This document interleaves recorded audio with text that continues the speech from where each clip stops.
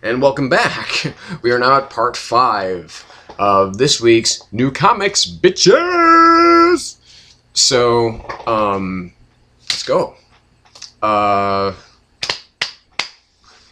This is going 6 parts, at least, guys, so I hope you packed the lunch. Daredevil number 5. Let's take a look here. God, do I love this cover. Just that whole idea. My wife looked at this like, why is he carrying glow sticks? And I had to explain, because my wife is not a comic book reader, I had to explain that, honey, they're not glow sticks, those are his billy clubs. You know, he's blind and he has a cane, he has this white cane, and he, you know, snaps it in two, and that's where he gets his billy clubs. And she said, oh, okay. I love my wife. She's a civilian.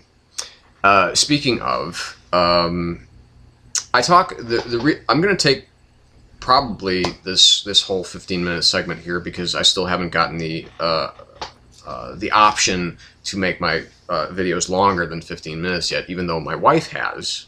I don't know why, because she doesn't really submit a whole lot there, but whatever.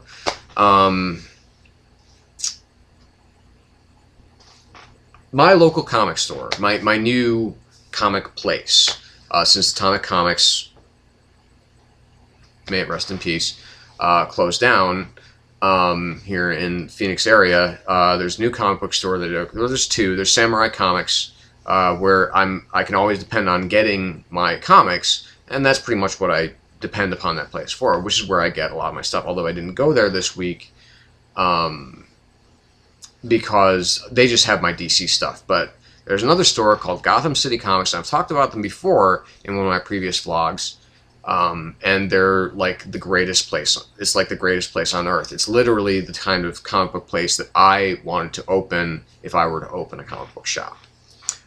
Because it's Gotham City Comics and coffee. They have a big screen TV, and people sit in the back, and they play anime, and they were playing Batman Year One when I walked in there.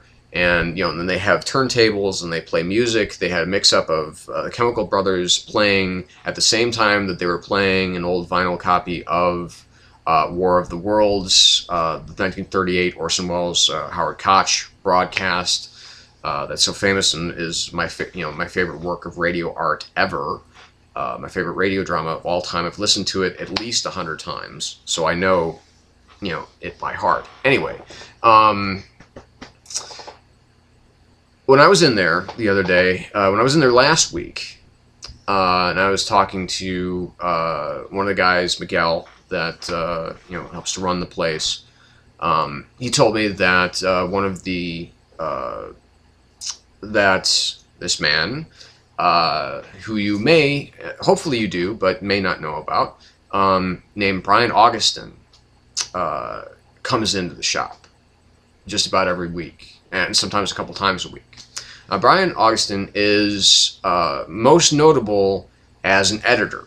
He edited on DC Comics staff for a long time, but he also co-wrote stuff when Mark Waid came to. Basically, kind of he did almost like about a decade-long run on the Flash in the 80s and 90s. He helped to create Impulse, that character, and ultimately brought Mark Waid in to work on the Flash comic. So they have obviously this history together, which is why I'm talking about this with Daredevil, because obviously Mark Waid is now writing this. And I talked with Brian. Just the two of us talking for probably about well over an hour, and we talked about everything because we were both actually from Chicago. He just moved to this area about a year ago. I've been here for close to 7 years now, and it was one of those things where it felt kind of simpatico. I hope he felt that too. But anyway. He's an incredibly intelligent, an incredibly smart, an incredibly charming guy. but he's the kind of guy that will, he loves to connect with new creators. Being an editor, he likes to, hear about people's ideas. I didn't tell him about my comic book because those who may or may not know, I am currently writing a comic book. It's, obviously, it's essentially, we're looking at a web comic. Me and one of my best friends for many years, John Shane, is going to be doing the art. I'll be writing it. I'm not going to tell you what it's about, so don't even ask. But when we first get an issue out there, I can guarantee you, you'll be the first to know. So anyway, so talking to Brian, and we talked, and some of the comments that he made about Mark writing this comic was a little funny. Just because he said, this is absolutely not Mark's wheelhouse, doing a character like Daredevil. He's, much more of a, kind of a, not science fiction, but I mean that his expertise seemed to be more into, not kind of a gritty, a gritty street crime thing. It was more of a, like The Flash and like Impulse and, Kingdom Come and Fantastic Four. These were the things that were more in Mark's wheelhouse. And so he made some interesting comments about that. And so that's, okay, so I'm just going to kind of wrap that up there. But Brian's an incredible guy, and Gotham City Comics is an incredible store. And I wish that every city and every town in the world had a comic book store like this. So, anyway, back to Daredevil number 5. So this, because one of the things that I did say to Brian about Mark's work on this comic is that I've really been admiring it, because it is kind of, following up because we both agreed that Brubaker's run on Daredevil, at least in recent years, was the best one, even better than Bendis and Malieve. And while this isn't on the caliber of that, this does bring us back to kind of kind of the freewheeling 60s version of the character, where it's the Scarlet Swashbuckler, as opposed to the street crime, constantly having the unshaven face and constantly look like he's had 6 degrees of shit knocked out of him constantly.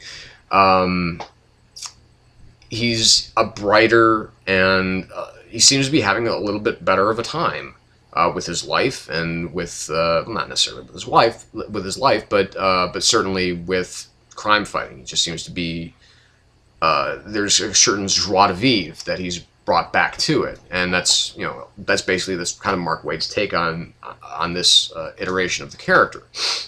And I really admire that about this comic. I mean, I love the storyline, and Marcos Martin, I adore as an artist. If he were a child, I would adopt him, because he's just an amazing artist. It's just very much a throwback to the kind of, the early days of Marvel. A little bit more cartoony, a little Steve Ditko-ish, but not so far as to stray away from reality. And just his construction of panels and all of that work that he puts into it is just glorious. I love Marcos Martin. And in this issue we explore a couple things. Obviously this other blind man that he's kind of representing, that people are trying to kill, but we don't really know why, and ultimately we do find out why. And this introduces another villain to go up against Daredevil, and it's a really interesting villain too. It's not someone who's like a Bullseye type of villain who is ultra violent and insane and everything like that. Oh yeah, he's violent, but he doesn't seem to be like the, again, it's lost some of that grime and grit. It's, Mark Waid kind of took a rag to this book and said, you know what, I'm gonna wipe some of this blood off, because it doesn't need it all the time. It doesn't need to be unrelenting depression and all these horrible things happening to Matt Murdock and in his life and with his friends and so on and so forth. I like also the fact that Foggy, who seemed to be maybe having a bit of a fling with the DA, is actually having a fling with the DA's roommate, and still trying to convince her that that Matt Murdock is not really Daredevil, and says the best way to do that is go on a date with him. And of course, by the end there, he's actually convinced her that maybe that she will actually ask him out. But he's a little worried about Matt, and this is something that does harken back to the first issue of Daredevil here, under Mark Waid, that he's a little worried about the direction that he's actually taking. He seems to be maybe a little bit too laissez-faire. This is too much of a departure. So, I mean, Mark Waid knows that we're departing from what has come before, but still acknowledging what has come before. And that maybe, I'm a little bit worried about him being kind of a happier guy.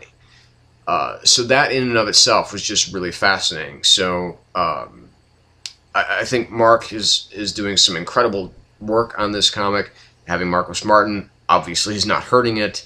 Again, this was a close to pick of the week.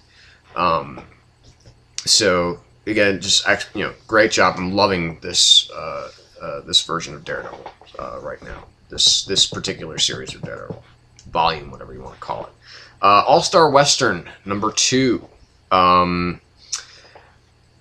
I love how Justin Gray and Jimmy Palmiotti are not confining Jonah Hex to just the world of the Old West.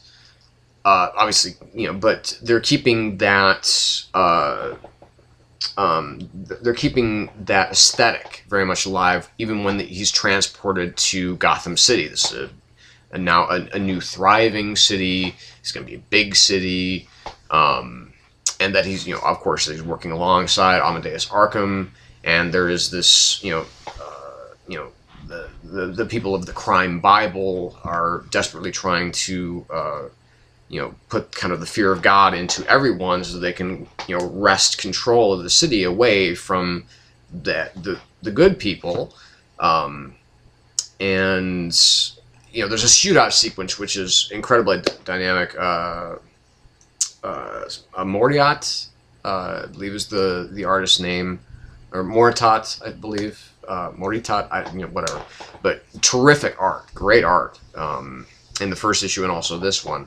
That shootout is a great sequence. It's a great example of what he can do as an artist, and ultimately kind of how that leaves off, and where the issue itself, more into the into the society of the Crime Bible and everything like that, and working alongside Amadeus Arkham, who hasn't lost his mind yet, but he'll get there, but probably not here. This is not the right comic for it.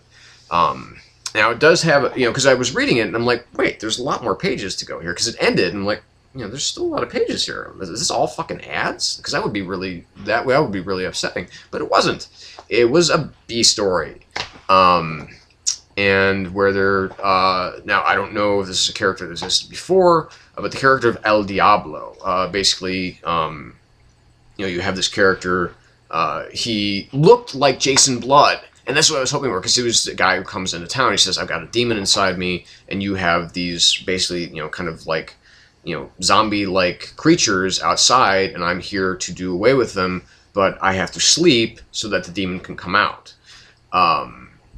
And it is kind of a Night of the Living Dead type of situation. They find, they're boarded into a house, they're starting to break through, and, one guy takes the butt of his rifle and, cold cocks this guy, who, again, I was really hoping was Jason Blood, because he has, the black hair, but with the white streak through it, and then awakens El Diablo.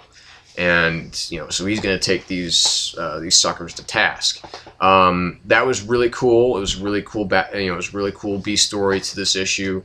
I'm hoping to see more, and I think obviously we will as this comic progresses. So, again, great work on this issue. It's one of my favorites out of the New 52, so stay tuned, and I think we will actually get to my book of the week in the next segment, so stay tuned.